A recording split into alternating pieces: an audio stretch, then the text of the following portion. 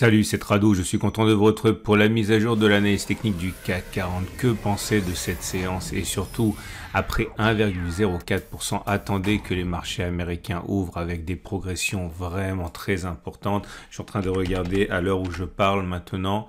Les marchés américains vont prendre, je vous montre ça, donc pour le marché, pour le Nasdaq, on en est à plus 4,4%.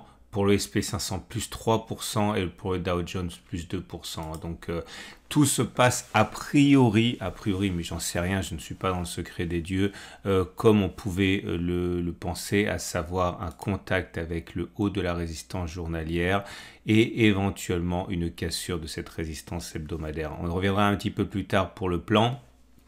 Mais dans l'immédiat, la cassure de l'oblique, comme statistiquement il se produit, hein, n'a pas entraîné un marché baissier. Et on avait expliqué que soit c'était de la baisse, soit c'était plus souvent en fait un trading range qui se met en place. Mais là, en l'occurrence, il semble que le trading range, même lui, n'aura pas lieu puisque on part pour une nouvelle accélération haussière. Alors, le but du jeu pour les traders de banque et les institutionnels, ça va être maintenant d'aller faire sauter les stops de protection des traders baissiers. Alors il y avait déjà ici la zone des 6730 qui a été mise à profit une fois qu'elle a été mise en place par les vendeurs pour spéculer à la baisse avec un stop de protection au-dessus. Il y a fort à parier pour que ces personnes qui ont été un peu pressées de rentrer à la vente, eh bien, se déclenchent et soient obligés de racheter. Ça va donner du carburant à mon avis pour aller titiller la résistance journalière. Et là par contre ce qui risque de se produire, c'est que tous ceux qui ont mis leur stop de protection depuis des semaines, des mois, peut-être même au-dessus de la zone grise, en pariant sur l'échec à passer cette zone, eh bien vont être à leur tour déclenchés. J'en sais rien, en fait c'est comme ça que ça se passe. Il faut vraiment pas comprendre ce que je fais comme un exercice de divination, hein. C'est simplement un scénario, mais il est vrai que ça se passe souvent comme ça.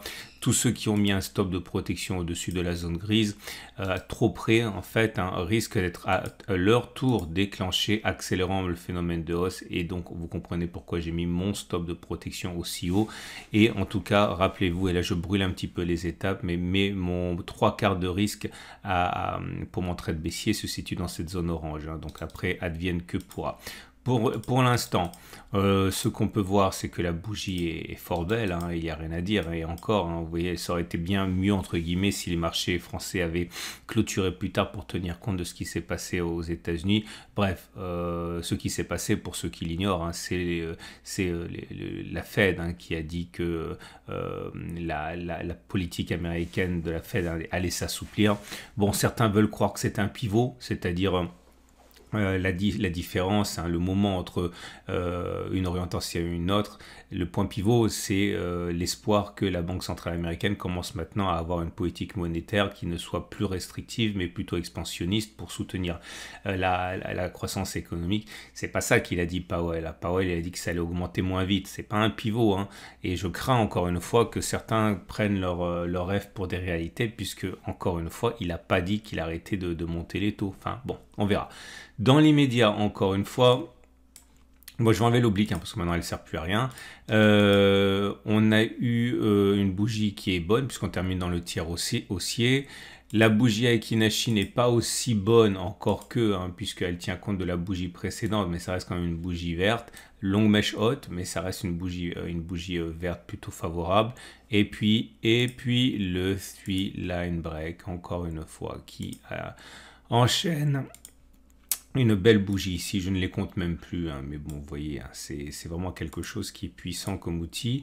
Et c'est tellement puissant que ça fait l'objet du backtest du jour, puisqu'en données mensuelles, excusez du peu, hein, puisqu'on est le 1er décembre, eh bien oui, regardez ça. On vient d'avoir un premier bloc 3-line break vert. Alors, qu'est-ce que ça veut dire? C'est ce qu'on va voir maintenant. Et regardez. Ah, attendez, je vais faire les choses différemment parce que sinon on n'y voit plus rien. Voilà. Comme vous pouvez le voir ici, on a notre premier bloc vert.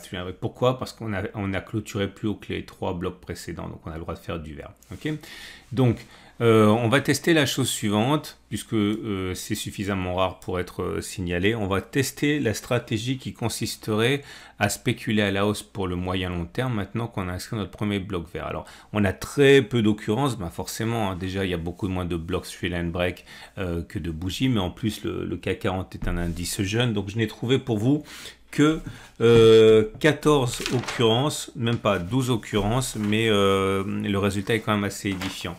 La question est la suivante, est-ce que suite au premier bloc vert, on a un deuxième bloc vert ou est-ce qu'on a un bloc rouge? Et regardez, ça va aller très très vite, mais regardez ici, donc là, premier bloc vert et puis derrière série de blocs verts, encore un bloc vert, série de blocs verts, un bloc vert, série de blocs verts, un bloc vert ici, série de blocs verts, un bloc vert ici, un seul bloc vert. Bon, vous voyez, hein, de toute manière, la seule fois où ça n'a pas marché, c'est là où on a eu un bloc vert et un bloc rouge derrière. Mais on arrive quand même à la bagatelle de 11 fois où on a eu un bloc vert, plutôt contre une fois où, suite à un premier bloc vert, il y a eu un bloc rouge. Et puis surtout, si vous regardez donc du coup les progressions qu'il y a eu, ça donne un peu le vertige parce que là, une fois qu'on a dessiné le premier bloc vert, bon, on a fait au moins 89%. Là, on a fait au moins 89% aussi. Là, on a fait 55%, encore 80%, 21%. Une seule fois, on a eu un truc modeste, hein, 2,6%. 9, 10, 22, 11, 17. Voilà, donc en fait, pour faire simple, sur les 12 occurrences, 11 fois il y a eu un deuxième bloc vert, une fois il y a un bloc rouge, et une seule fois on a eu quelque chose de modeste avec uniquement 2,6%. Sinon le reste c'était minimum 9, 10, 20, 30, 40, 50, 80, 89 fois, 89% de fois, 80%, bref. Si vous devez parier sur une hausse ou plutôt une baisse, je vous laisse sortir votre calculatrice, mais en tout cas, ça n'a aucune validité scientifique puisque 12 occurrences, c'est pas suffisant. Mais voilà, quand on a 11 sur 12, ça reste quand même assez significatif. Bref, moralité de l'histoire, par construction, ce qu'on peut dire, c'est que le prochain bloc qui va se dessiner peut être vert. Entre-temps, puisque par construction, on aura un bloc rouge que si on clôture plus bas que les trois dernières bougies rouges, les trois dernières bougies, et les trois dernières bougies, ben, le plus bas il est là, donc tant qu'on ne clôture pas en dessous de 5800, on aura du vert, donc on peut tout à fait baisser, on peut même passer en dessous, mais on ne clôturera pas en dessous. Donc attention, c'est un peu compliqué, ça ne veut pas dire que ça ne baissera pas, ça veut dire qu'on ne clôturera pas plus bas que 5750 à un moment ou un autre, ok, et qu'avant on fera un bloc vert. Bon. On préfère quand même imaginer que le prochain bloc sera vert au regard de ce qui vient d'être démontré. Donc c'est le backtest du jour, vous l'aurez compris. Et on passe donc aux éléments. Alors attendez, je vais remettre mon Aikinashi. J'ai rien d'autre à backtester pour vous sur les données journalières, c'est déjà super aussi, hein, il n'y a pas grand chose à ajouter. Et ah oui, regardez la bougie qui est là quand même, c'est assez intéressant, n'est-ce pas? Et donc, ça nous amène, pardon, je fais vraiment n'importe quoi, ça nous amène donc aux éléments techniques autres et au premier rang desquels les moyennes mobiles. La moyenne mobile à cette période est plus ascendante que jamais, donc ça donne une tendance immédiate qui est haussière. On arrive à se repositionner au-dessus de la M7, hein. La moyenne mobile à 20 périodes est ascendante en dessus de la moyenne mobile. Donc c'est la tendance générale qui est haussière, la tendance de fond est haussière, la tendance de long terme est haussière. Ainsi, rien d'autre à dire, hein, le super trend il est haussier, le SAR il est haussier, le beau signal, je reviens parce que je n'en parle pas souvent vu que les signaux sont rares, très bon signal, hein, les PRT bandes ici on l'avait signalé en temps réel, bref. La seule ombre au tableau, j'ai envie de dire, hein, c'est l'arrivée sur cette zone de résistance extrême dont on va parler un petit peu. Alors, ce qui m'amène également au coup de projecteur du jour, vous savez, je ne sais pas ce qui va se passer, je n'ai jamais la prétention de savoir ce qui va se passer. Ce que je sais, et vous le savez aussi, c'est que dans le cadre de l'accumulation rationnelle et l'investissement de moyen long terme, j'ai acheté ici, hein. Donc, Est-ce que je savais que ça irait plus bas? Non, évidemment que non. Mais au bout du bout, voilà, je suis à plus 18%. Et en n'ayant aucune idée de ce qui allait se passer, la seule stratégie consistait à acheter sur les zones d'accumulation rationnelle. Et plus que jamais, si vous vous rendez compte que le trading c'est difficile, que ça prend du temps, ne sacrifiez pas l'investissement. Regardez mon format sur les données hebdomadaires. Regardez mon format qui s'appelle Construire sa retraite avec 2 ETF.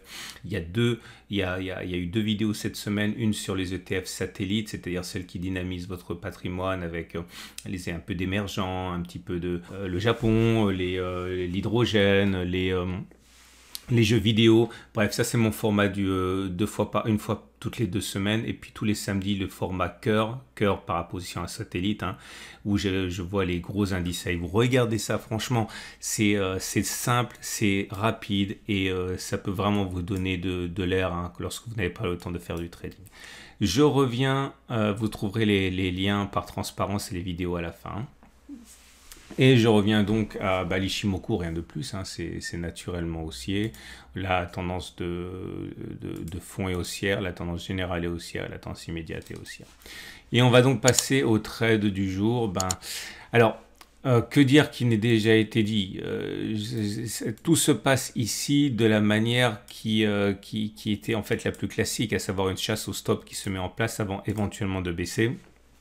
Donc si vous voulez acheter maintenant, vous pouvez le faire, hein, notamment au regard de ce qu'on a vu sur le backtest du tree line break en données mensuelles, mais attention, ce sont des trades qui sont des trades de moyen terme, voire de long terme, hein. Donc évidemment, vous ne pouvez pas viser quelque chose du 20, 30, 40, 50, 60, 80% en mettant un stop de protection comme si c'était du trading intraday ou journalier. Donc ça veut dire que clairement, il n'y a pas le choix, hein. Si vous voulez partir sur ce genre de choses, le stop de protection, il doit être très très bas. Donc 16, 17, 18%, pourquoi pas. Donc il faut vraiment adapter votre taille de position à une baisse aussi drastique que 18 ou 20%, hein, tout en pariant encore une fois que vous pouvez gagner 20, 30, 40, 50, 80%.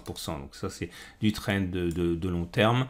Vous avez également la possibilité d'être un petit peu plus court terme en attendant une consolidation pour entrer, pourquoi pas, hein, en imaginant que ça monte. Je dis n'importe quoi, que ça monte et que ça descende. Et bien dans ce cas, vous pouvez, une fois que ça commence à descendre, vous pouvez mettre un défi Fibonacci et partir à la chasse aux bonnes affaires, en gardant bien en tête ce qu'on a dit sur les données de moyen long terme avec le three line break.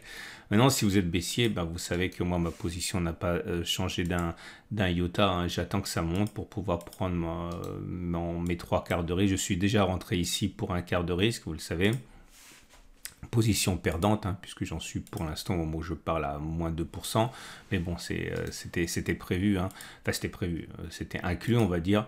Je vais rentrer mon 3 quarts de risque ici, et attention, voilà comment je vais positionner mon stop de protection, hein, parce que je vais faire très attention. Lorsque je serai déclenché, je regarderai l'ATR, et je mettrai mon stop de protection à 2 ou 3 ATR au-dessus pour être vraiment sûr que si je me fais déclencher, c'est pas pour rien, quoi. Et en tout état de cause, sachez bien, n'oubliez jamais que moi, les trades que je partage avec vous, c'est un trade parmi beaucoup, et de toute manière, même si je fais tout un fromage dans la vidéo du jour pour un trade, ça correspond quand même à 1%, enfin entre 0,5 et 1% de mon capital de trading, hein. Donc c'est pas du tout, je suis pas en train de jouer une fortune sur ce trade, loin de là. Voilà, 3 choses. Première chose, pensez à regarder les vidéos si vous voulez vous familiariser avec ma façon d'investir pour le long terme, pour construire ma retraite, la transmission, etc.